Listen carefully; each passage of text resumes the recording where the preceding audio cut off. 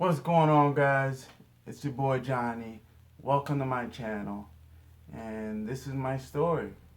Um, I'm gonna start it off from moving from New York City. I moved to a town in Massachusetts called Townsend, and that kind of really changed everything for me. I was in a rebellious stage, so that's when I found marijuana. Smoking weed was my thing, and when I started smoking weed, that's when I realized that my biggest thing was needing more. I always needed more. Doesn't matter what it was, I found out later in life, but I couldn't just smoke one blunt. I couldn't just smoke one joint. I needed all the joints, you know? Um, so I smoked weed heavily for throughout my teenage life. It wasn't until I got to be around 17 or 18 that I um, moved into coke. Um, I found coke through going to bars and stuff. See, when I was 18, I was going to bars because I went to New York once and I got myself a fake ID. The most bullshit looking ID ever. It's just a picture of me with a tree behind me and it said New York State. It was kind of like that McLovin ID from uh, from that movie. Whatchamacallit? Um, Jesus, I'm drawing a blank.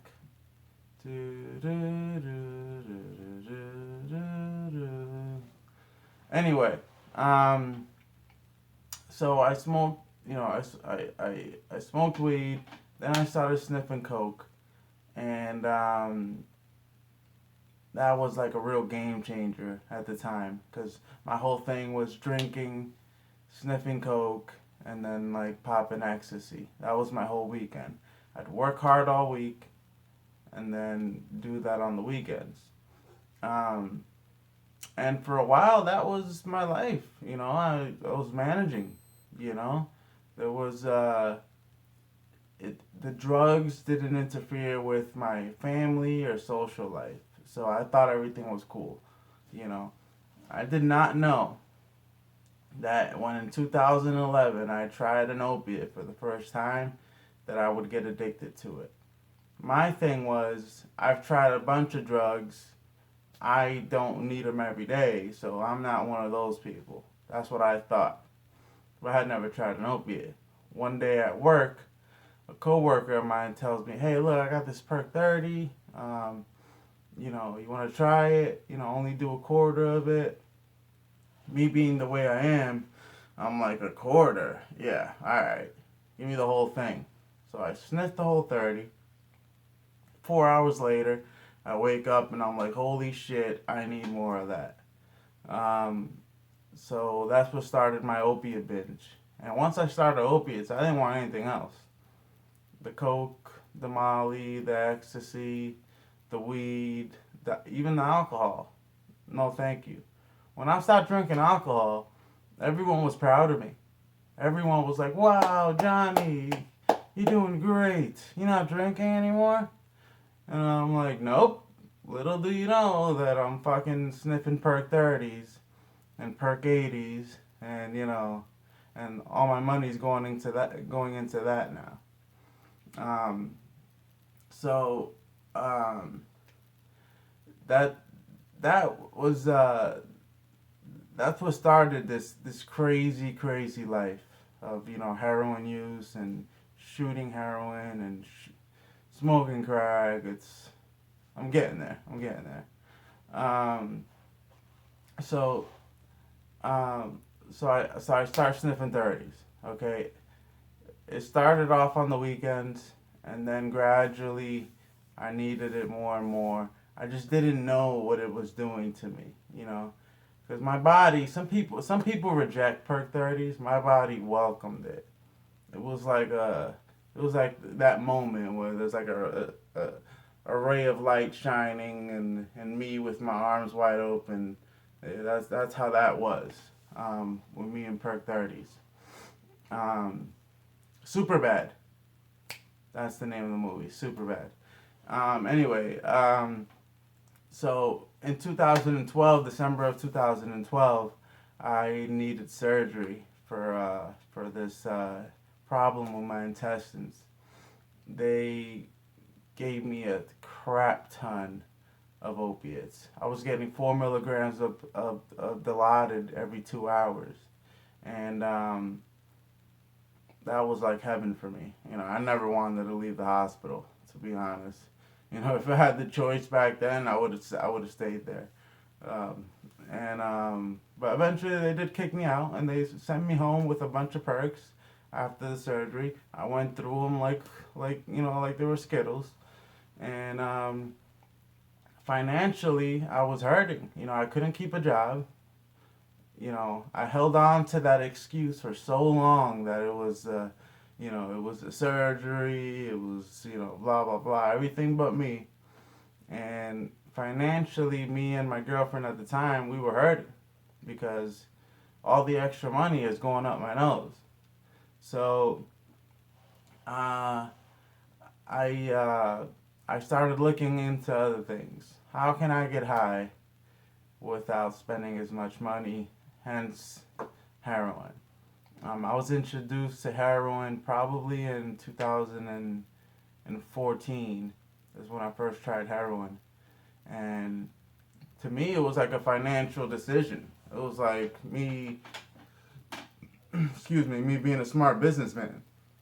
Like, hey, let me see, we have this here and we have Perk 30s here, which costs, an arm and a leg, or buy a bag of dope and I have a bunch of money left over. Let's go with that. I sniff I sniffed heroin for a while, and then of course, what are you doing, Johnny? You're wasting it. Why don't you bang it? You know, that was that was the killer for me. Mixed with the benzos, not to mention, I found out about Xanax. You know, I'm mixing Xanax with the heroin. Okay, I lose my car because my car was falling apart. Cause I was falling asleep on the road. And I get woken up every time I hit something. Um, Crazy. I was a hot mess. And you know that I lived that life for a while up until this year. Um, in February is when I had my first overdose, my first and only overdose, and I'm glad I survived. But I also thank God that that happened because that allowed me to have some time away from the drug. See, I got Section 35, and I got sent to Bridgewater, and I was there for 62 days. And those 62 days was the longest period of sobriety that I had ever in life since the moment I started using weed. Um, because from the moment I started smoking weed up until that day, I had always had something in my system, which is fucking insane. Um, so I allowed my mind to heal. Because once again, you have an allergy of the mind, which creates an obsession of the body. And once you let your mind heal for a while, the cravings will start going away. The impulsivity that drug drives in you, all that stuff starts to fade if you do the right thing. So so I got that. I had that clean time. Then I went to a halfway house this year, which I had more clean time in. I messed up there. I ended up sniffing some Suboxone and I got kicked out. Um, but I went right back into a program because I was fed up. I was sick and tired of being sick and tired. At that program, I was later kicked out because I was too close to the women. Anyone that knows me knows that I you know I I'm no ladies man. You know what I'm saying? But this girl apparently liked me, and she got me kicked out, just by following me around up and down the hallways. But you know what? I'm glad that happened because I left there even more determined to stay clean. I stayed clean, I got a job, and here I am today making a video sober, you know? I got money to get a tattoo. Who does that? What drug addict does that? They can't, because all the money goes to heroin. I'm starting to save money to get my license back. You know, I'm I'm I'm living life again. Okay? And that's what I want for you, the viewer. You, if you are afflicted by this disease, you can get through it. Okay? Don't cower in your room. Don't hide behind the shades. Doing nothing with your life, using drugs every day. Take a stand. Stop. Okay? This channel is not about glorifying drugs. This channel is about recovery and moving forward and doing something with your life because you can do it. Because if I can do it, you can do it. Do you understand? There's no reason why you can't get off that couch, get off that bed, okay, and make something of yourself. Because come on, just look at your life. Just getting high and what? Nodding out, kissing your feet, tying your shoes with your feet, with your mouth. Come on, guys. You don't want that. Your family doesn't want that. Your kids don't want that. I want to inspire you. So subscribe to my channel. Okay? There'll be more videos to come. I plan on doing so much with this channel. I plan on doing street interviews, going out to the public, speaking with people. I plan on having some comedy because if you know me, I'm a sarcastic bastard. And my next video will probably be just about heroin. And I wanna make light of things, and I definitely want to show you, the viewer, that you can live again. Okay, because not too long ago, I was in the corner of this room, shooting dope and just hating my fucking life. Now things have changed. Okay, and you can make that change too. So please stay tuned, subscribe to my channel. There'll be more videos to come.